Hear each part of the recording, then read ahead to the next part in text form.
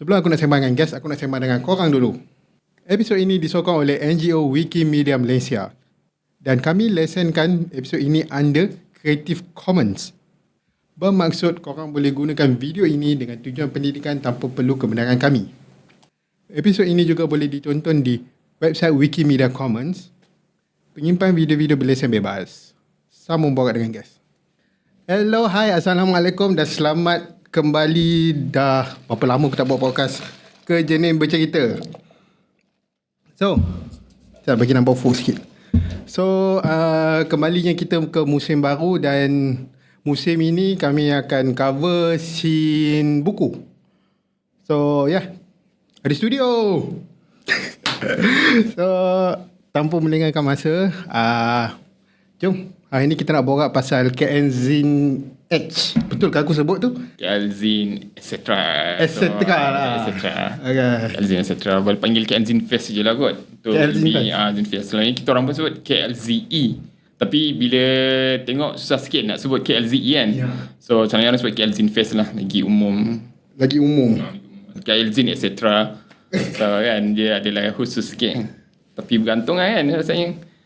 Macam tu KLZE lah. Lebih kurang KLZE lah. Jadi untuk orang nak KLZE, KL Zine Fest, KLZE lah. Untuk borak ni kita sebut KLZE. KLZE. Dia macam ada double E dekat dalam tu. Betul, KLZE. Senang sikit. Jadi Lucy, kenalkan diri dulu kepada orang yang tak kenal.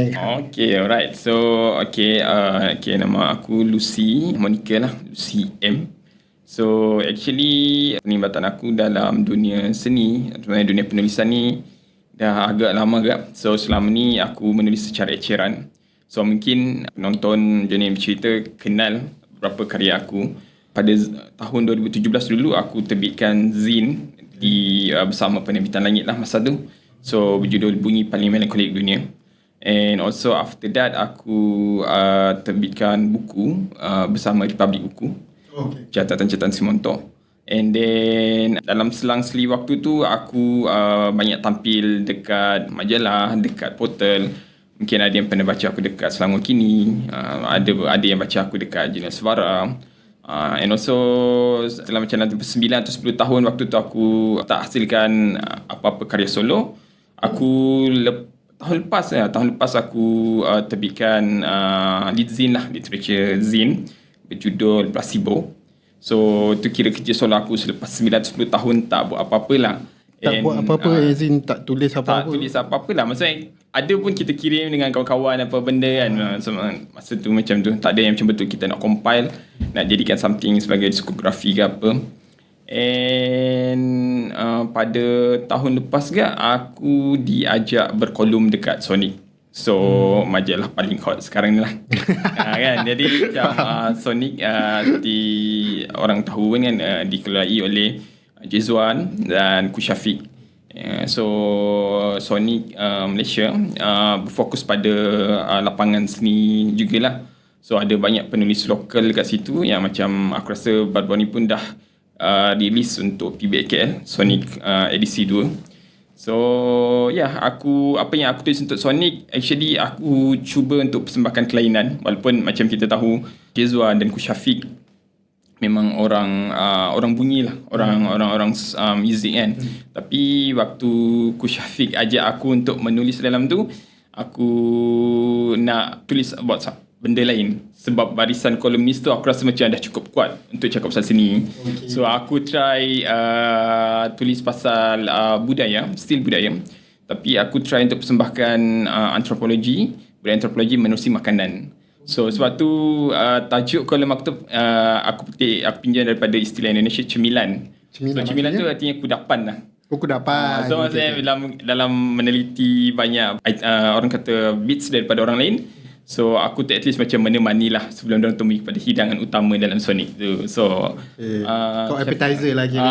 Appetizer dessert ke apa at least kan something yang macam yalah aku rasa macam bila tengok barisan kolumnis tu kan macam diorang akan tulis macam ni, maybe ada benda yang macam terberat, so at least aku boleh jadi some sort macam bersihkan palette tu untuk bergerak ke essay seterusnya. Macam tu lah. Itulah aku punya grand scheme untuk dalam Sonic. Betul. Okay. Wow, 10 tahun hang stop. Jadi hang dah tulis. Lepas tu hang ada gap sepanjang 10 tahun. Lepas tu hang come back dengan satu kerja solo dan Sonic sekarang ni. Betul. Okey. Jadi macam mana boleh terlibat dengan KL Zine E dulu? Aku rasa macam aku kenal Zine pun maybe aku rasa macam daripada pengalaman yang common jugalah. Macam contoh pun aku tak berasal daripada Semenanjung Malaysia. Okay. So aku berasal dari Tawau Sabah. So aku dekat sini dah lebih kurang 10 tahun jugalah. So macam rantau, cari kerja dan lain-lain. Tapi aku kenal Zine tu pada tahun 2011-10 macam tu lah. Dan di Tawau Sabah. Di Tawau Sabah tu pun menerusi music scene jugalah. So selalunya, tapi cerita ni actually kalau boleh trace sebab aku generasi millennial kan. So waktu tu pada tahun awal 2000 atau tengah 2000 macam tu, orang selalu tanya macam aku ada knowledge ke tak. Actually tu dah orang kata referring kepada Zine juga. Sebenarnya diorang memang refer kepada Zine. Kau baca Zine tak? Sebab waktu tu memang orang guna pakai Zine sebagai knowledge transfer tu. Kita tak kan, kita tak ada apa lagi macam media sosial ataupun apa hebahan. So hebahan tu bila orang tanya dulu, tanya aku ada knowledge tak, dia indirectly tanya kau baca Zine tak. Itu je kan, itulah dia kan. Macam bila kau ada knowledge tak, apa tak ada medium lain kecuali Zine je kan. Bila kita fikir macam betul lah. So aku tahu pasal Zine tu pun through music scene juga. Dan ada seorang mamat ni lah, aku dah lupa dia, kira homies aku kat situ juga. So ada banyak hari aku dah orang kata datang gig, dah kenal jaringan ini, jaringan tu. So ada satu hari tu dia bawa macam all Zine lah, dia just sedap kat situ. So itu bagi aku macam, wow, apa benda so dia bawa ni kan. Dengan benda yang macam bila kita nampak dia traditional Zine yang macam pakai kertas apa benda biru merah. Lepas tu macam orang kata old school punya Zine lah. So aku pun belik masa tu apa benda, and then aku terus sangkut masa tu. Aku macam wow, apa ni kan. Tapi sebenarnya sebelum aku cakap pasal Zine ni, actually aku dah ada minat dan stamina membaca tu sejak dulu. So waktu aku kecil lagi, sebab waktu tu aku anak tunggal kan. So macam bila generasi millennial ni, kita tak banyak hiburan. So waktu tu aku dah somehow develop stamina untuk membaca tu, untuk macam baca macam-macam lah kan. Kita baca surat khabar, anything lah to kill the boredom kan. So bila kan macam tu untuk just hilangkan bosan saja. Hilangkan bosan. So kita dah ada stamina. So bila kita nampak something yang macam can spark curiosity macam Zine kan. So dia senang untuk kita macam aku nak telak benda ni, sebab dia lebih tipis. Lepas tu dia ditulis dalam mungkin bahasa yang lebih rojak. So itu macam ni bukan something yang aku selalu dengar dekat TV. Ni bukan sesuatu yang aku jumpa dekat sekolah, dekat mana-mana. So kan. Jadi bila kau sebut rojak kan, sebagai ayat aku ni orang Sabah Sarawak banyak dialek kan. Jadi Zine yang kau jumpa, aku terbayang macam ada banyak dialek. Aku tak bayangkan macam rojak korang. Aku tak terbayang English and Malay saja. Sebab yang aku rasa ni maybe juga kelemahan aku lah macam. Tapi sebab based on macam apa yang dia bawa masa tu, aku rasa aku tak jumpa lagi during that time lah. Apa yang dia berdasarkan katalog yang dia ada masa tu, tak ada lagi Zine yang diproduce oleh orang Sabah masa tu. Ada pun maybe ditulis dalam bahasa Inggeris. So kita pun bila dalam bahasa Inggeris ni kita tak boleh trace kan, ni orang tu kan. So maybe ada daripada, aku rasa daripada Semenanjung Malaysia. Sebab macam kita tahu pun kalau untuk sejarah lisan Zine tu, selalunya orang akan trace kepada Zine macam Edis kalau macam dekat sini kan. So tu pun daripada Terengganu kan. So macam dia memang berpusat dekat Semenanjung Malaysia lah sebelum dia spread pergi tempat lain. Mungkin ada dekat Borneo misalnya, contoh kita orang Borneo, sejarah tu. Tapi itulah tidak ada maybe dokumentasi yang orang kata bersih, yang lengkap. So kita maybe dah terputus hubungan dengan sejarah yang ada dekat situ. So bila dia bawa macam tu, bagi aku, apa yang aku maksudkan sebagai rojak tu, dia lebih kepada macam bahasa pasar orang Inggeris lah. So something yang aku macam cakap ni. Lepas tu macam biasalah, diorang akan lebih banyak mencarut. Dan maybe diorang akan bercakap benda-benda yang some sort macam lebih sensitif. Benda-benda yang tabu kat Inggeris. Benda-benda yang tabu, benda-benda macam yang biasa macam muzik kan. Dalam muzik scene kita akan jumpa benda-benda macam ni yang tak diperkatakan secara umum. Aku macam aku nak fokus pasal, aku nak tahu lebih lanjut lah pasal ni. So pasal Zine ni lah, bikinan Zine. Tapi the thing is adalah bila aku tahu pasal Zine ni, aku tak tulis pun pasal muzik masa tu. Instead of macam bila aku tahu macam tu, aku cuma tahu ada medium macam ni. So ada medium ni, and itulah aku rasa macam it's the right time. Sebab waktu aku dapat tahu pasal Zin, masa tu juga aku dah ada capacity untuk guna internet. Walaupun internet waktu tu dah start diguna pakai waktu 2007 lagi. Tapi aku rasa pada tahun 2011-12 tu dia start booming dah. So dia bukan kau dulu macam 2007 kau kena pergi cyber cafe. Ya kan, cyber cafe kan. So waktu tu kita dah produce smartphone secara massal kan. So kita everyone dah boleh pakai internet lah. So everyone dah boleh pakai internet. Aku pun rasa dah habis sekolah masa tu kot. Dah lebih, so aku dah ada macam kekuatan penuh lah untuk tu. So aku dah boleh pakai macam tu. And then sebelum tu juga kalau nak tengok balik lah, bagi aku macam sejarah lisan, macam sejarah penulisan dekat Malaysia ni yang saling berkait-kait ni, ada Zin and then kemudian ada blogging. So blogging kalau aku tak silap dia start booming pada tahun 2028-2009. So benda ni actually bagi aku dia sequence lah. Kalau aku macam Zinster during that time, so benda ni akan saling berkait rapat daripada media sosial yang start booming pada 2007. 2008 kau dah start macam ada form yang macam orang start blogging, sebab blogging ni dia ada bentuk-bentuk penulisan dorang. So bila aku dah macam start teliti-teliti apa semua tu, 2012 tu aku start menulis juga. Yang funny tu aku rasa 2014 pula booming untuk penerbitan indie. So lagilah aku rasa macam ada dorongan, kau kena tulis something lah. So macam aku ada inspirasi and then aku tulis pasal puisi lah. Masa tu aku compile aku punya puisi yang aku belajar daripada buku-buku indie. And then aku produce aku punya Zin pada tahun 2014 atau 15 macam tu.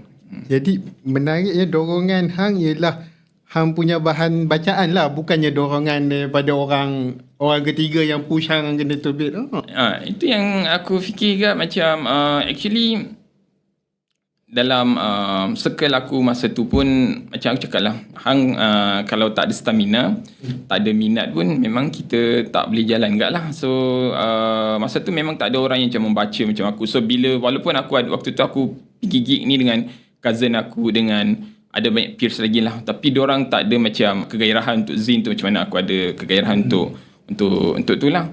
Jadi aku fikir macam aku rasa ni dah sejajar dengan bahan bacaan aku yang lain. Sebab sebelum tu aku dah baca komik, aku dah baca buku-buku Komsas tu. Bila dia bahagi bulan 1 tu, aku dah habis bulan 2 dah. Selalunya orang sebab dah tak ada benda nak kau nak bikin dekat rumah kan. So bulan 2 tu dah habis dah. Cikgu akan ajar kau by bab kan, bulan 3, bulan 4. Jadi aku just macam kawan aku, ni baru nak baca weh, cikgu suruh baca. Aku actually dah habis dah. So aku dah faham dah cerita tu. Dia dah spoil dah. Kan? Aku awal dah spoil dah cerita tu. Tak perlulah nak baca ramai-ramai kat kelas lagi.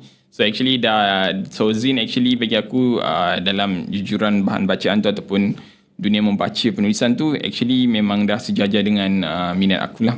Minat hang yang macam, tapi waktu tu hang bukanlah cari kelainan pun kan?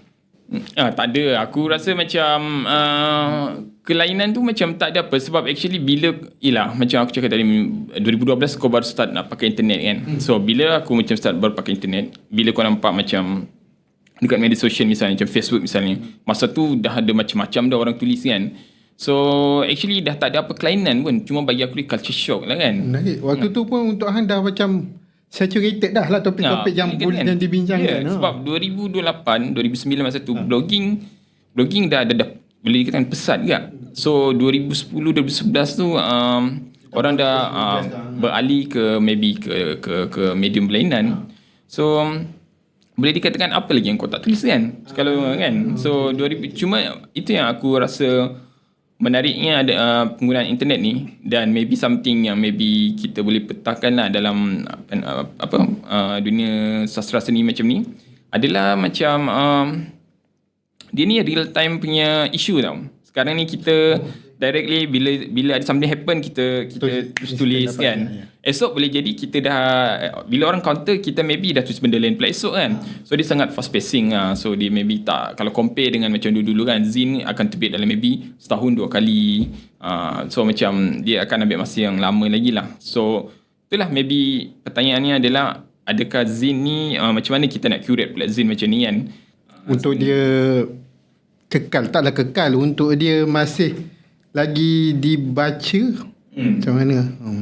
Mungkin lah kot. Betul ke macam bila sebab sekarang ni pun macam pak everything. Bila kau cakap macam untuk masih dibaca kan, sebab benda pantas bertukar. So Macam mana zin ni boleh kekal? Sebab benda ni kau tulis pasal setahun lepas kau baru nak review. Orang maybe dah alamak, orang dah cover keesokan hari tu orang dah cover kot. So apa keistimewaan zin ni lah kan? So macam tu lah. So macam jawab soalan kau, itulah aku memang dah bermula dengan zin pada awal 2010-11 macam tu. So dah ada minat dah.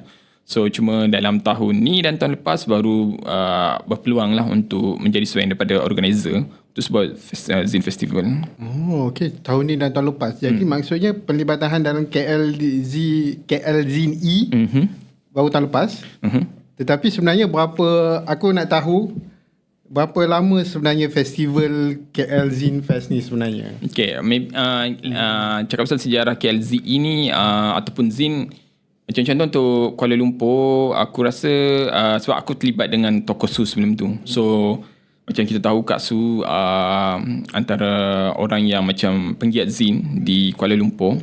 So waktu tokoh Su masih beroperasi waktu tu, memang salah satu macam katalog yang kita selalu dapat sambutan tu adalah Zin lah. Dan cita-cita Kak Su masa tu memang cuba untuk jadikan tokoh Su tu sebagai hub Zin. Dan aku rasa berjaya lah. Sebab dalam setahun dua yang lepas, aku rasa memang ada Zin, walaupun maybe aku tak rasa 100% penuhnya disandarkan oleh usaha Kak Su, tapi boleh dikatakan menjadi popular semula. Dan banyak aku rasa, dan aku sendiri lihat, Zinster meletakkan Zin-Zin dorang dekat situ.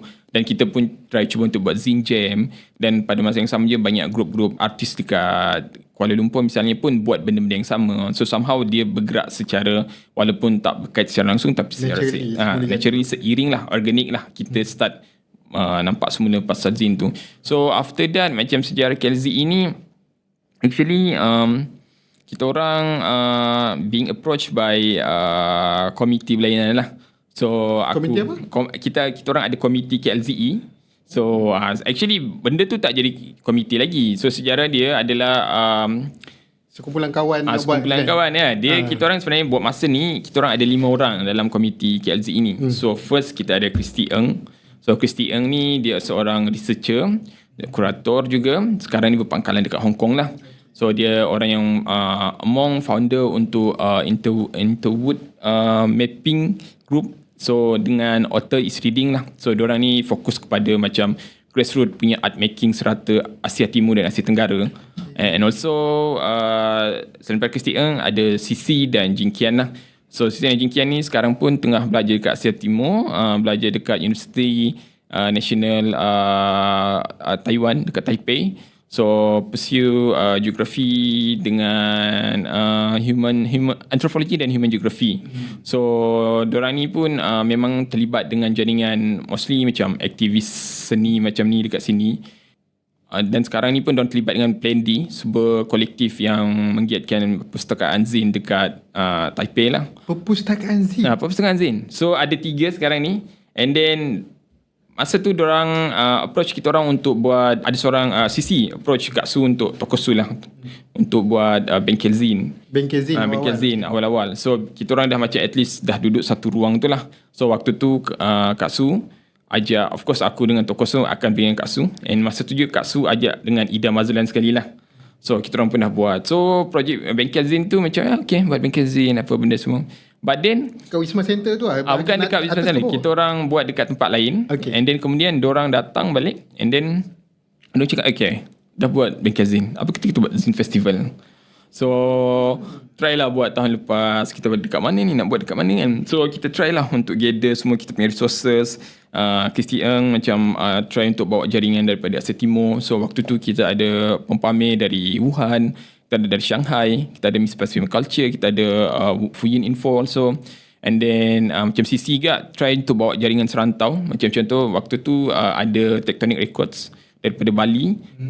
Lepas tu datang sekali. And then yang dekat KL, macam Kak Su sendiri try lah bawa kawan-kawan yang lain kan. Tapi that's the thing kan, macam bila kita cakap pasal Zin, actually tak ramai orang mempertaruhkan Zin sebagai katalog utama dekat KL misalnya. Sebab tu KLZE tu ada etc. tu yang merujuk kepada benda-benda lain di luar Zin. Tapi pada masa sama bawa spirit yang macam kita orang cuba untuk capture lah, iaitu socially engaging dan mostly macam penerbitan yang merdeka dan mandiri lah. So masa tu lah kita orang bawa macam Pipit Press, kita ada bawa Sekutu Buku, kita ada buat Shurian Press dan Working Days Publishing yang so try buat tahun lepas. And then kemudian after that selepas masa tu macam kita tahu Toko Su pun dah tak beroperasi lagi. And then Kak Su pun keluar berundur sekejap daripada komiti tu. And right now kita orang 5 orang lah yang try untuk buat sekali lagi tahun ni tapi dengan vision yang lebih besar lah. Sebab yang ni compare dengan yang tahun lepas, bilangan pempamer tu agak sedikit lah.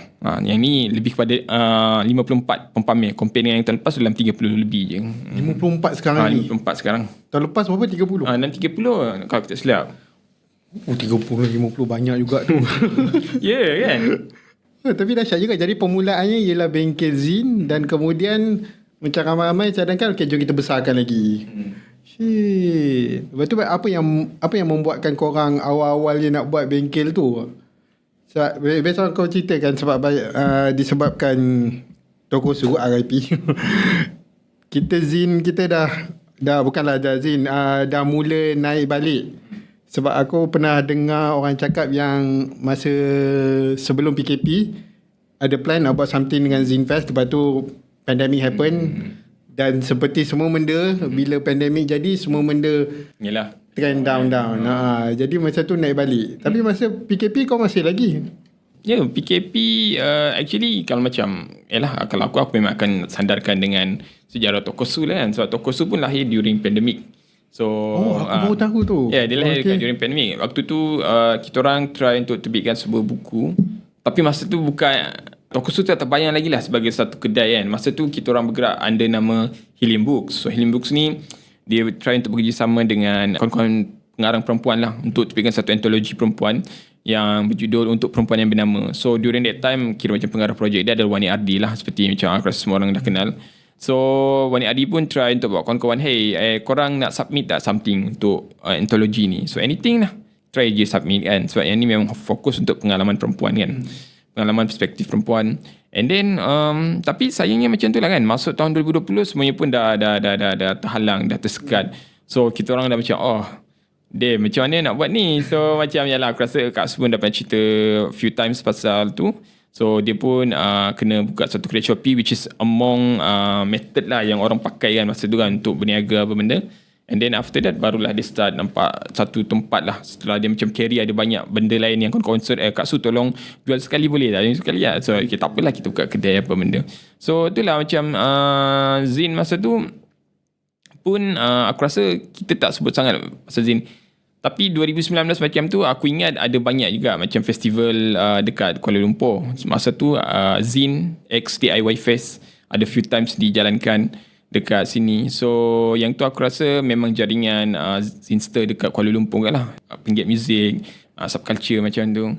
And also dekat Semenanjung sendiri ada dekat Perlis Zinfest, ada apa lagi dekat Pahang Zinfest. Kan sekarang pun kalau kita nampak dekat Ipoh pun kan, which is kita tahu one of macam homes untuk banyak subculture kat situ, pun mestilah tak terlepas daripada Zin juga kan. So actually dah banyak dah buat macam tu. Cuma maybe dalam 2024, 25 macam tu KL Zin Fest tu kita orang yang carry lah. Okay, tapi yang menarik dia sebab yelah nama KL Zin Fest ni actually dah banyak kali terlepas lah macam ni carry. So kita tak ada satu komiti tetap siapa yang own nama ni kan. Okay. So waktu tu kan banyak kepala yang pegang kan? Dia macam ada nama yang menarik sebab kita nak pakai KL Zin Fest sebab itu nama yang paling umum. Dan banyak macam Zin Fest dekat luar negara pun diorang akan petik ibu kota sebagai tu kan, macam Bangkok Zin Festival, India Zin Festival. Tapi so macam bila kita nak pakai KL Zin Festival ni macam mana kan, sebab orang pun dah pernah pakai dulu kan. So waktu tu Ida, kalau aku tak silap, setahu aku pun try lah contact dengan kawan-kawan masa tu macam macam ni kita orang nak buat, boleh ke pakai nama KL Zin Fest. Dan seingat aku diorang cakap pakai je, tak ada orang letak pattern benda ni. Ni bukan trademark kan? Dia tak ada trademark kan, pakai je yang penting kan. Dan 2024 tu kita orang nampak macam kita orang sempat jumpa dengan kira macam veteran lah untuk all scene kan komiti yang dulu pernah selalu buat Zin Festival kat KL ni. And then diorang cakap okay lah, kita orang happy sebab korang macam So, kita orang sambung kan pass the torch, pass the and then torch, korang macam just continue dengan cara korang sendiri kan. So bagi aku macam this spirit lah. Maksudnya walaupun aku percaya maybe cara tu berbeza, beragam, tapi still kita percaya yang Zin ni dekat dengan semangat pemula, semangat yang macam community, and yalah, buat something tanpa macam perlu macam kita kena becoming perfect macam ni dulu baru nak buat something macam ni. Menarik lah. Jadi based on kau cerita ni, dia bermula dengan online shop masa PKP. Kemudian dijadikan kedai buku yang Tokosu. Waktu tu pun Tokosu division was to jadi hub Zin dekat KL. Daripada Tokosu jadi hub Zin, alhamdulillah menjadilah sepanjang itu. Lepas tu bengkel Zin. Kemudian dihidupkan semula dengan KL Zin Fest, KL Zin ini lah. Okay. Ya, itulah ini dah jadinya bila host tak pandai carry conversation, kena ada skrip. Tak apa, tak kan. Okay, jadi okay, macam kita tahu Zin ni ialah benda yang bebas. Sebab tu salah satu benda yang menarik pasal Zin ialah korang boleh tulis apa-apa lah. Tapi kau sebagai organizer mesti ada satu tema, mesti ada satu vision juga. Jadi macam mana korang memilih pempamer korang yang kena dengan apa yang korang nak buat tahun ni. Tapi pada waktu sama kau kena tunjukkan juga yang Zin ni bebas. Jadi macam mana kau find the balance lah? Itulah, itu macam aku rasa kalau compare dengan tahun lepas, kita orang tak ada buat macam open call macam ni. Sebab yelah, kita first nak buat face kan. So waktu tu ceritakan yang first dulu. Ke tahun 2025 misalnya, waktu tu kita orang nak buat Zin Fest, tapi yelah, maksudnya kita tak ada, macam mana nak cakap kita tak ada kapital dalam bentuk wang, and also kita ada social capital. Maksudnya macam kau memang ada jaringan kau kan, tapi sekarang ni kalau nak jemput kawan-kawan kau je could be terhad kan. Dan kalau kau jemput ni jemput 2 orang, ni jemput 2 orang, kita akan buat dalam 8-5 orang macam tu je, macam 10 orang macam tu je kan. So macam nak bawa nama festival tu macam sayang gak kan, sebab kita nak buka kepada umum, and also kita pun somehow maybe dah ada macam rujukan festival-festival sebelum ni, macam contoh KL pun dah ada banyak festival masa tu. So kita dah ada macam modul nak buat macam ni. So during that time kita fikir macam kita try sebanyak yang boleh, and then kita try untuk put ticket. So dia bukan macam festival yang macam pesta buku dekat pasar seni kan, kau just masuk secara percuma. Tapi ni tak, sebab ni macam lebih kepada curated kan. Walaupun kita tak buat open call, so kita try call macam yang kita rasa menarik. Waktu tu kita orang ada contact beberapa penerbit ataupun graphic designer daripada Indonesia, apa benda. Tak berjawab, babe. Tak berjawab juga. Tak berjawab sebab lah kan. Maksudnya macam kau contact macam contoh waktu tu kan, kita orang, kalaupun kau baru nak set up kau punya IG account dengan yang dia nampak kosong macam ni, and then yang followers dia pun kawan-kawan kau je 4-5 orang je. Macam ni macam scammer je kan.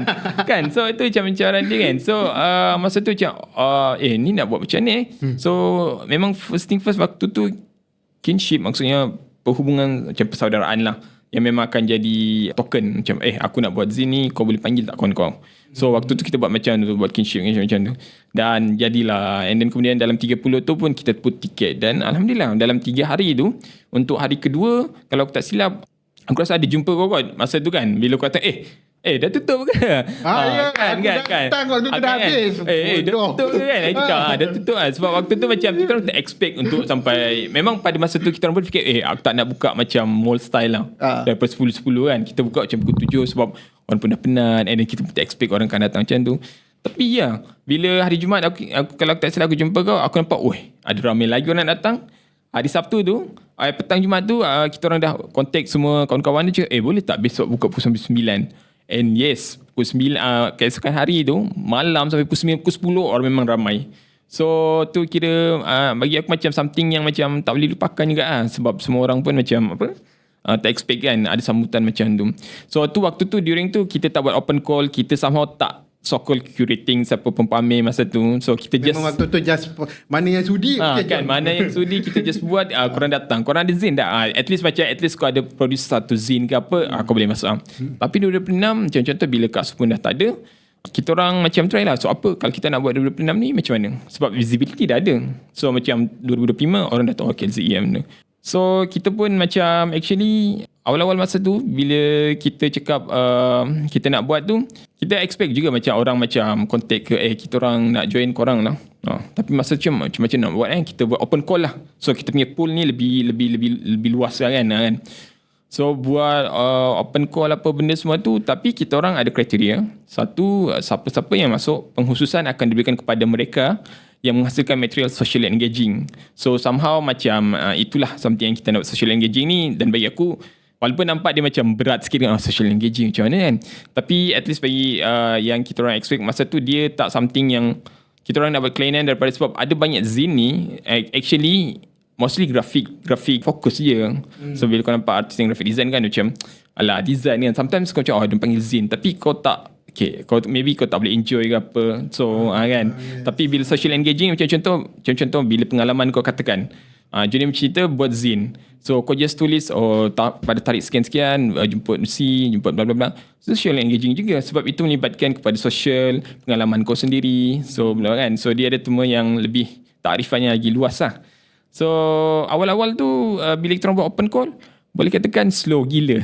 Oh slow gila. Macam macam mana ni, macam slow gila. Kita orang macam bila meeting tengok berapa banyak dah orang dah register. Baru 5 orang weh. Macam baru 5 orang weh. Macam kita berapa bulan lagi kan. Walaupun waktu tu aku ingat kita orang buat open call tu waktu hujung Mei ke pertengahan Mei macam tu. Aku bayangkan korang nak decide buat open call tu pun dah cuak dah. Kan, untuk buat open actually call. Open call tu memang macam aku rasa kita kena buat open call lah babe. Macam nak tunggu orang ketuk kita punya minta message nak masuk yang tak dapat lah. Sebab open call kau bayangkan buat open call tu pun itu pun slow gak. Tinggal lah macam lepas meeting aku try lah. Waktu tu aku try macam mana kita nak at least persuade lah kan orang. Macam maybe orang takut kan bila nampak pengkhususan tu dibuat macam tu. So aku cakap kita itulah macam kalau boleh tengok KLZE ada banyak macam perkongsian daripada tahun lepas, and then kita orang pun nak try tunjuk yang kita orang ada buat zine contest. Dan siapa yang menang zine contest tu, mostly orang bercakap pasal dia tinggal dekat rumah flat. So ada yang bercakap pasal dia hidup dekat Klang kan, macam pengalaman hidup kan. So something yang macam ini benda yang macam seronok bagi orang. So bila kita orang post lagi something macam zine contest, kita orang ada buat zine exhibition, boom, orang masuk pam. So kita orang dapat 70 lebih penyertaan masa 70 lebih. Tapi tadi kau cakap 70 maksudnya 20 lah. Sebab kau cakap tadi dalam 70 lebih. So buat masa ni macam yang aku dah confirm list pun dalam 54 kan. So kita orang actually kena reject dalam 15 lebih macam tu lah. So pun mesti kan, susah juga tu. yang susah gila lah kan. Kau bukannya senang nak reject orang. First kau takut kan macam kan. Tapi bila dah lebih dah macam macam mana aku nak reject kan. So sudah macam mana pula. Sebab dia akan somehow bila kau kena reject someone ni, of course satu kau pun orang fikir kau select which is macam kita orang kena select kan, sebab ruang kan agak limited kan. And then kita orang kena berani lah. Kita orang buat open call, kita tahu risiko dia macam tu kan. So kita kena berani, kita tahu apa yang kita nak, and then kita akan buat macam tu. Jadi macam tu. Okay. So the focus untuk KLZE tahun ni ialah socially engaging. Okay. Jadi ke arah seterusnya ialah macam mana korang punya, kenapa korang target international pada awalnya? Memang sebab cakap ada 5 orang kan community, dan seorang tu researcher, dan 2 orang lagi tu tengah study luar negara. Jadi memang awalnya buat, takkan waktu workshop tu pun kau dah fikir nak buat international nak tak tu juga macam actually yalah, tu aku cakap tadi kan, social capital tu memang penting lah dalam hal macam ni. Contoh Christy Ng tu dekat mapping tu, dia memang inter-Asia. So dia walaupun dia berpengalaman kat Hong Kong, dia memang curate banyak kerja-kerja pemetaan lah, kerja seni masyarakat akar umbi di serata Asia. So macam Asia Tenggara, Asia Timur. So waktu tu dia pun dah macam dan banyak kawan-kawan seni untuk yang berkenaan dengan Christy Ng ni memang dah terbiasa dah macam dengan merantau lah, macam kesana ke sini join festival seni yang ada. So bila daripada Christy tadi memang dah ada banyak kawan-kawan dia yang macam sudi nak datang Malaysia. So lepas Tapi tu datang Malaysia tu untuk event ke atau datang Malaysia untuk buat apa-apa saja? untuk event lah. So diorang memang terbuka untuk tu. Maksudnya diorang memang artis yang kita panggil sebagai artis international lah. They got macam diorang ada, macam aku cakap tadi kan, dia ada kapital untuk bergerak. So diorang datang sini kan. Walaupun bila kita fikir balik yang diorang bawa tu maybe ada limitasi bahasa kan. Kita pun tak tahu kan nak baca macam mana. Contoh macam dekat Malaysia maybe walaupun kita ada masyarakat Cina misalnya apa benda, tapi yang bukan Chinese maybe tak faham kan. Dan and also kita pun nampak kebanyakan festival Zin ni penyertaannya ni orang kata lebih banyak mendapat, orang kata pengunjung dia tu terdiri daripada pembaca Melayu ataupun Chinese people tapi yang tak boleh baca Chinese, maksud sebab bahasa Inggeris kan. Dan daripada tu orang India apa benda kan. So itulah. Tapi so dia actually tak adalah kita orang letak dalam kepala kita orang yang kita orang nak buat international apa benda. During that time siapa yang sudi je first, somehow dia mewarnai keseluruhan rupa untuk acara untuk Zin tu lah. Jadi actually kita orang tak pernah macam nak terfikir ni perlu ada macam international apa benda. Sebab macam contoh yang daripada Indonesia macam contoh Studio Pancaroba, Kolektif Arungkala, In Progress Initiative apa benda semua tu. Actually Studio Pancaroba Sisi dengan Jingkian pernah kalau aku tak silap ke Bandung kot. So diorang memang pernah engage dengan kolektif tu. So masa tu biasa kan bila kita buat macam ni, diorang bagi tahu lah diorang pernah buat benda. So diorang pun ajak, so diorang pun sudi nak datang. And then also waktu tu Jingkian juga jumpa dengan JJ. So JJ dia under Lemon and Limes kolektif daripada Myanmar. Dan bila Sisi cakap nak tak join kita orang punya KL Festival. Dan JJ sebagai macam waktu tu wakil lah untuk kolektif tu, dia cakap why not kan, kita orang akan try nak datang kan. And then penyertaan lain tu macam contoh daripada Filipina, Manila. Everything's fine. Sebuah kedai buku dekat situ lah. So bila kita orang buat open call tu, maybe aku rasa itu somehow macam privilege lah untuk semua orang yang macam ada kapital untuk bergerak tu. Diorang dapat penuhi lah undangan tu. Walaupun kita orang tak pernah ada macam kita kena ada list pempamer macam ni kan. Daripada negara ni daripada negara tak ada. Kita tak Thailand tak ada lah guys. Tu tak ada. Dia macam waktu tu kan tak ada lah. Tak ada. Dia tak perlu nak jadi tu. Tapi kita orang bergantung pada siapa yang sudi, siapa yang mampu, kita terima je lah. Dan juga sebab benda ni KL Zin E ni kan, aku tertarik sebab ada pernah kawan aku pernah cerita. Dia pergi exhibit, dia pergi festival illustration dekat Indonesia. Dan waktu tu dia tak tahu KL Zin E. Orang pempamer Indonesia tu yang tanya. Kau ada cerita kat aku lah. Kamu tak pergi KL Zin E lah? Member aku. Apa benda tu? Dia tahu daripada kawan Indonesia dia. Tu. Gila. Wow, tak kita orang sebenarnya tak tahu kan macam mana kita reach out jangkauan kita orang punya macam KLZ itu sendiri apa benda. Maybe 2025 tu sebab actually kita orang ingat tu one time project je. Lepas kita orang actually masa tu aku sendiri memang berniatkan one time project kan. Tapi macam tu lah sebab macam bila KLZ 2025 tu tamat, macam aku rasa semua orang pun tahu kan macam salah satu penyebab utama kenapa toko su tutup sebab Kak Su kehilangan anak sulung kan. So itu macam betul-betul terjadi selepas KLZ pada 4 hari bulan kan masa tu. So waktu tu during that time kita orang memang ada buat cultural trip. So apa plan dia adalah kawan-kawan yang daripada luar negara ni kita orang akan bawa ke tempat-tempat ataupun kumpulan-kumpulan seni yang ada kat Kuala Lumpur lah. Bawa pergi toko su, bawa pergi so itu seterusnya. So macam bawa macam kenal lah. So dia tak macam kau just buka meja apa benda, tapi untuk hari tu je lah kan. Macam at least ni diorang daripada ni. So berkenalan lah. Tak adalah diorang datang untuk event betul balik. Betul tak ada. Kita buat cultural trip lah untuk sehari walaupun agak singkat, tapi at least kita cubalah untuk memanjangkan lagi hubungan tu kan. And then pada 4 hari bulan tu lepas diorang dah lawat Kak Su tu, and then berita tu sampai. And then waktu tu kira macam maybe ada keinginan kan untuk buat sebuah lagi festival, tapi yelah kita hanya mampu merancang kan. So and then sebenarnya jadi macam tu. Dan bila buat untuk tahun ni walaupun tanpa penglibatan Kak Su tu, baru kita macam at least aku sendiri nampak magnitude untuk KLZE tu lah. So memang boleh nampak sambutan dia tu overwhelm lah juga kan. Macam bayangkan 70 kita orang kena reject 15. And then of course aku rasa kau pun tertanyakan macam mana mekanisme korang kan macam nak pilih semua ni. And then macam tu lah, kita orang ada kriteria. Kita orang ada 5 orang. So dia bukan genap tau. Walaupun tak genap, so ganjil, kita orang kena buat voting process lah. So setiap orang ada list tu, kita consolidate.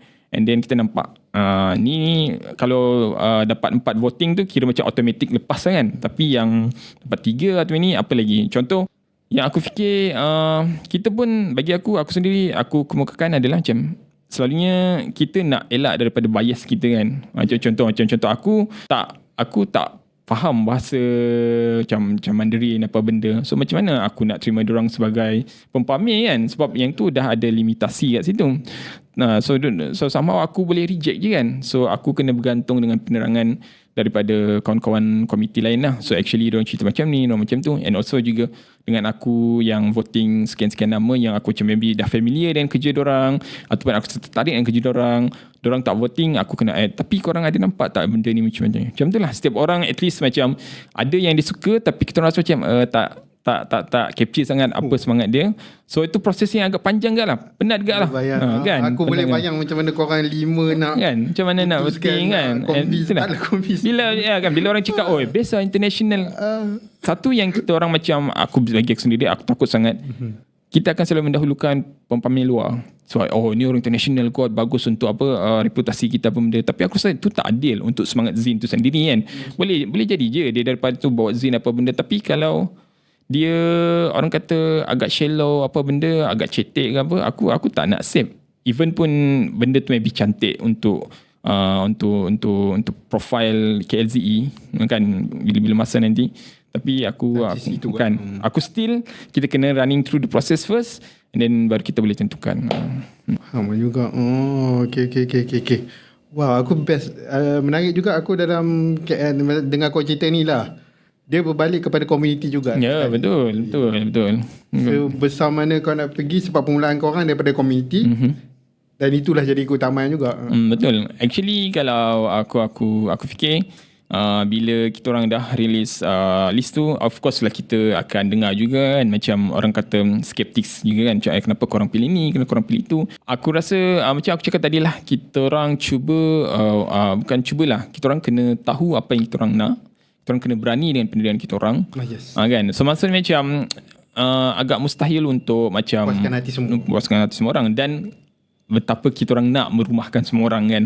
Tapi juga kita pun sebagai festival yang aku rasa masih muda, masih kecil, so itu limitasi. Dan banyak benda jugalah untuk 2026 tu yang kita orang belajar semula sebagai secara kolektif lah.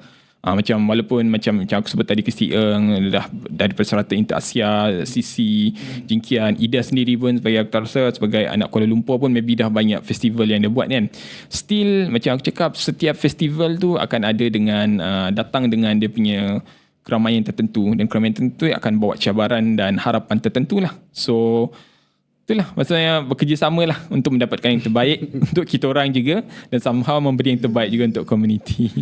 Menarik juga sebab dalam korang 5 pun tak ada satu kepala. Maksudnya 5 kepala memang memutuskan. Tak ada lawan yang macam aku nak yang ni. Itulah kan juga macam bila kita fikir sebenarnya kan, macam kan best kan macam tu je kan. Kau tak perlu bertanggungjawab, dia yang pilih. Tapi bagi aku rasa tak boleh juga, sebab macam aku cakap tadi, Insta kan macam kita orang cuba untuk penerbitan yang merdeka dan mandiri kan. So kalau macam kita orang just letak satu kepala je untuk tentukan, so it's kind of macam against lah kan dengan apa yang kita orang percaya kan. So bagi aku itulah betul kan, macam bila orang cakap kolektif tu, bagi aku sendirilah sedikit sebanyak mencerama adalah tatanan bagaimana masyarakat kita hidup tanpa struktur yang sekarang ni kita kecam lah kan, semua orang kena ikut dipisahkan oleh fahaman politik bla bla bla. So secara kolektif ni lah kita macam setidaknya macam nampak sedikit sebanyak macam mana demokrasi bergerak dalam unit yang lebih kecil kan.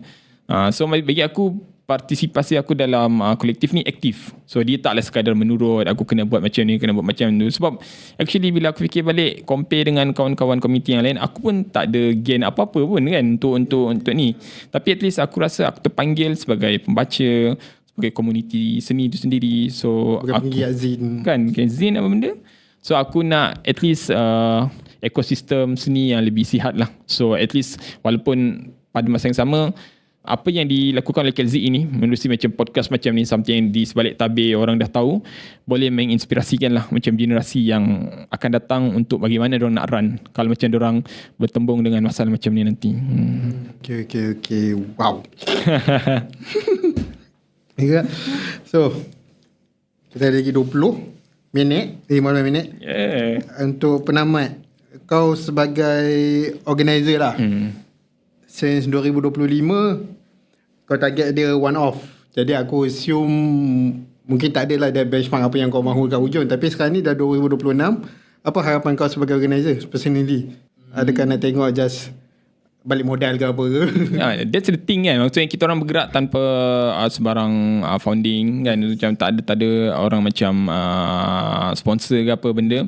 So tapi kita orang macam 2025 tu berdasarkan daripada apa semua yang kita run masa tu, kita memang ada lebihan duit sikit lah. Sangat sikit, dan kita cuba untuk gunakan semua duit tu untuk pelaksanaan festival tahun ni lah. Of course aku nak nampak agak macam KLZE ni ada lagi untuk 2027. Tapi yang aku rasa yang paling penting sekali, walaupun bukan KLZE, walaupun bukan komiti ni yang run the next festival, at least aku harap Zine Festival ni sentiasa ada lah. Sebab contoh macam bila tadi aku ceritakan Plan D tu buat perpustakaan Zine. Actually sebab banyak orang nampak Perpustakaan Zine kan? Menarik gila idea tu. Tak, sebab banyak orang nampak dia, bagi aku Zine ni sebagai bahan bacaan secondary sebenarnya. kan, pandang enteng dengan Zine kan. Walaupun macam pandang enteng pasal Zine, tapi ada irony dia sendiri. Macam contoh macam aku cakap tadi, mostly grafik artis ni, instead of panggil orang punya buku tu sebagai buku art, orang lebih suka pasal Zine. Sekarang membuat kau terfikir kan, macam aku cakap tadi, tapi Zine ni macam secondary. Kenapa kau rasa secondary? Sebab kau rasa benda tu selekeh.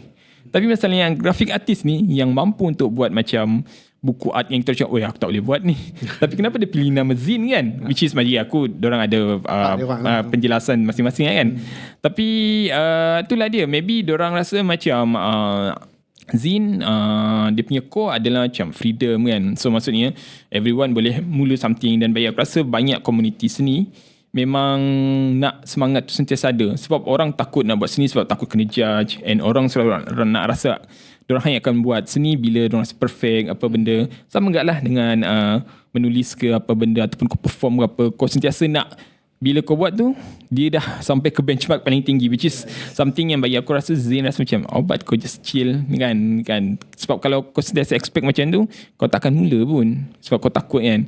So yalah, aku rasa macam aku rasa semua komiti pun bersetuju yang kalau kita orang ada peluang untuk buat KLZE lagi tahun depan 2028, kita orang try akan buat dan akan maybe merumahkan lebih banyak pempamer lah, ataupun maybe berdasarkan daripada apa selepas 2026 ni dah buat, kita akan lebih buat versi yang terbaik. Tapi pada masa yang sama juga kita orang harap walaupun bukan kita orang yang run nanti, at least it always inspired ada generation ataupun kumpulan lain untuk buat something yang berkenaan Zine lah.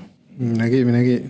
Aku suka yang the fact yang masa tulis skrip ni, aku tak masa tulis draft ni, aku assume mesti ada funding kat belakang. Sebab the thing about our scene is benda-benda tu orang selalu nak sembunyikan. Sedangkan bagi aku lah personally, patutnya kau bagi tahu sajalah macam benda tu. Benda tu bukannya orang tak faham, benda tu orang faham. Kita masing-masing nak buat, kita masing nak ni. Dan the fact yang Zine KLZE kali kedua ni masih lagi DIY, masih lagi korang sendiri, agak respect. Harapnya tahun ketiga, orang kata selalu bila tahun ketiga tahun benda mencabar. Orang kata macam tu lah. Selalu projek-projek macam ni tahun ketiga tu yang menentukan. Betul juga. Macam actually kita orang pun pernah kan macam bila kita cakap DIY ni, dia macam anti pemasaran korporat kan. So macam kita tak nak korporat lah, sebab kita pun tahu bila korporat dah start masuk ruang tu, dia adalah yang dia tak akan mendanai kau tanpa dia punya agenda tertentu kan. Dan kita faham lah agenda tu biasalah, just agenda. Kita boleh melihatnya sebagai sebuah kehendak neutral.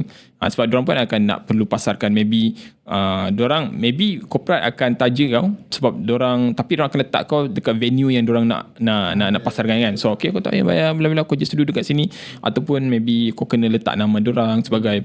Tak faham tak? Tapi memang tahun ni kita orang, itulah waktu kita orang rancang tu, tak ada seorang pun fikir macam apa kata kita minta duit dengan ni. Tapi actually aku perlu cakap juga, kita orang pun memang ada try untuk minta grant apa benda semua tu. So actually it's tak sepenuhnya lah macam kita orang tahu kapasiti kita orang nak merumahkan banyak pempamer macam ni. Dan ini bukan pempamer je tau, kita orang kena ada logistik kan. Kita orang ada volunteer, dan volunteer ni bukanlah kita nak free labor apa benda kan, dan banyak hal-hal di luar jangkaan lain. So kita orang sedar kita orang tak mungkin mampu dengan orang kata 5 orang ni je kan. Macam walaupun ialah social capital tu dah ada, ada surplus capital daripada tahun lepas punya, still tak mencukupi kan. So tapi itulah, buat masa ni memang sepanjang waktu okay, sebab podcast ni mungkin dirilis awal kan. So kita tak tahu mana, tahu tiba-tiba sehari dua korang tak. So kita orang macam okay kan. So kita orang tak, tapi buat sini tak adalah. Kita orang try untuk cuba sebaik yang mungkin, do it together dengan community. So sebab community pun banyak juga vendor yang returning. So aku rasa orang percaya dengan kita orang, dan kita orang pun boleh berurusan dengan orang. So dan banyak jugalah komuniti baru yang datang. Aku rasa kelompok-kelompok seni lain yang turut mendukung. So that's fun lah. Aku rasa itulah pendanaan secara tidak langsung kan. Bagus. Harapnya benda tu kekal lah. Itulah kan. Macam contoh Jenin bercerita kan. So macam kita orang happy lah. Ini coverage pertama guys untuk KLZE. So kita orang approach lah. Waktu actually sebenarnya waktu aku bagi tahu kawan-kawan komiti cakap aku nak buat satu itulah macam coverage dengan satu rakan media ni, Jenis bercerita. Padahal kau kena aku Syafiq tu. Walaupun actually sebab aku Syafiq dia pun pamit. So bagi aku tak nak kacau dia sebab dia pun one man show kan. So aku macam tak apalah. So aku try cuba untuk dengan Jenis lah. Sebab bagi aku, sebab kawan-kawan kita orang pun archivist. So bagi aku macam bila kita borak macam aku cakap tadi, maybe akan jadi rujukan untuk generasi akan datang kan. Dan aku pasti akan jadi rujukan. So yalah, kita orang sangat berterima kasih dengan Faiz sebab hari ni berkongsi apa yang kita orang lalui sepanjang pembikinan KLZE. Okay, so last, kalau mungkin dekat ni untuk orang yang pertama kali dengar pasal Zin, ataupun tengah research pasal Zin, tengah macam apa benda Zin, tiba-tiba terjumpa video ni, apa kau nak cakap kat dia? Okay, kalau kau dah jumpa Zin tu, means kau dah dipilih lah oleh Zin tu. Sebab ada banyak benda yang maksudnya kau boleh terserempak tau. So macam pengalaman aku sendiri, aku dah kenal Zin agak lama lah, dan aku wish untuk tahu lebih banyak lagi pasal Zin. Tapi aku terima pertanyaan apa tu Zin bukan datang daripada golongan muda tau. Aku terima pertanyaan Zin tu sepanjang aku berniaga dekat Pesta Buku ataupun dekat festival seni Serata Kuala Lumpur bersama Tokoh Su. Aku selalu terima pertanyaan ni daripada orang pertengahan usia. So bayangkan orang datang bila kita orang buat Zin, diorang berhenti, diorang belik, lepas tu tiba-tiba tanya pasal aku, apa actually Zin tu? Which is macam bagi aku first question aku, kau tak pernah tahu pasal Zin ke? Tapi and then kemudian aku rasa soalan tu genuine lah kan. Macam betul lah, Zin ni tak sampai jauh lagi pun. Mungkin buat masa kita yang dah terdedah dengan scene music, kita dah tahu dah Zin mana. Tapi ada orang yang tak tahu. So aku cuba sedaya upaya untuk berikan jawapan actually Zin buat apa. So aku minta takrifan macam aku cakap tadi, maybe aku on the same page dengan Faiz kat sini. It's about freedom kan. So tapi mungkin ada penerangan lebih teknikal. Dia adalah seni origami, kirigami, apa benda semua tu yang libatkan apa yang kau nak buat dalam lipatan 8 macam tu.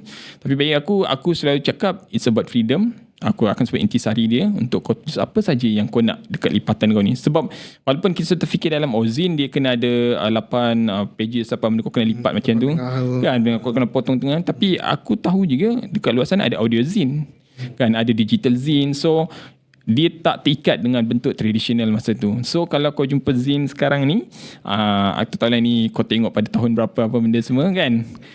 It's great. Macam aku harap itu at least mendorong kau untuk menerokai lebih banyak lagi lah pasal kebebasan yang manusia fikirkan tu.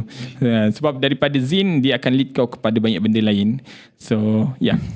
Mesti sambungan soalan ni, Zin ni buku ke? Kan? Zin ni buku ke kan? Apa perbezaan dia, apa benda kan? Itulah follow-up dia. Itu perbezaan teknikal dia macam tu lah. Macam contoh bila kau baca katakan kalau kau nampak macam dalam genre puisi misalnya, ada satu puisi yang dipanggil puisi esei. So actually dia essay je. Betul, kita pernah dengar lagi. Tapi basically kan, macam bila kalau macam perbincangan orang-orang sastra sendiri, macam mana nak bezakan dia ni anekdot yang kau cakap pasal hidup kau ataupun pengalaman hari tu, ataupun dia ni cerpen, ataupun dia ni bla bla bla lah. So it's about kau letak macam mana je. Kalau macam penulis kata ini Zin, kau kena ikut lah dia Zin kan. Zin kan, walaupun kau cakap tapi ni macam buku je. Sebab waktu kita orang buat Zin contest hari tu, daripada 12 orang yang macam gantung Zin diorang, and then everyone kena voting juga. Nampak tak kita orang sangatlah berdemokrasi kat sini. Everyone voting tau. Okay, tak ada satu kepala tau. Ada satu brother ni, aku dah lupa nama dia. Dia letak zin dia pasal rumah dia lah mana. Tapi hardcover tau. Oh wow. Hardcover Dia dapat mana kau? Hardcover, kita orang tak boleh gantung zin tu. Kita orang kena letak atas kerusi. Sebab kalau gantung confirm putus. Kau bayangkan berapa beratnya zin tu. So dia cakap zin. Aku takkan aku nak, tak boleh bro, ni buku. Dia kan. Lawan zin bebas. Kan zin bebas kan. So aku macam buku zin. Okay, zin lah kita letak. Dan dia punya kertas bukan kertas photostat. Dah aku cakap hardcover. Dia kertas yang macam betul-betul fotografer. Walaupun yang macam tu kan, macam majalah glossy apa benda tu. Aku macam that's the thing juga. Kebanyakan zin ni kau tak boleh produce sebanyak macam buku. Sebab boleh jadi macam tu, kau produce maybe dalam 1-2 je. Sebab kau dah tak boleh replicate banyak-banyak kan. So itulah yang menarik pasal aku rasa zin dalam pemetaan seni ni kan. Secara global ni dia ada banyak rupa, ada beragam makna, tapi pada masa sama juga carry satu benda je, tu freedom. Gitu. Okay. Carry satu benda iaitu freedom. Aku rasa macam tu boleh jadi penamat yang cantik lah. Yalah. Okay, cut. Bodoh lah. So video ni insyaAllah bulan 7 macam tu. Jadi Lucy, terima kasih. Terima kasih banyak Faiz. Terima kasih guys. Klik like, okay, boleh follow, share kawan-kawan, okay. Jangan lupa follow Jenim Cerita dekat semua platform, okay kan. Follow KLZ ni juga. Follow KLZ juga. Masing kita ada IG dan Facebook je, tapi korang follow je lah untuk manalah tahu kan. Nanti kita akan ada lebih banyak lanjutan kerjasama dengan orang lain kan, aktiviti. So follow dua-dua Jenim Cerita dan KLZ. Okay, so macam biasa, like, sub, share, kejarah semua tu. And jumpa lagi in the next episode. Bye-bye. Bye. Dah. Sejam 56 minit. Okay.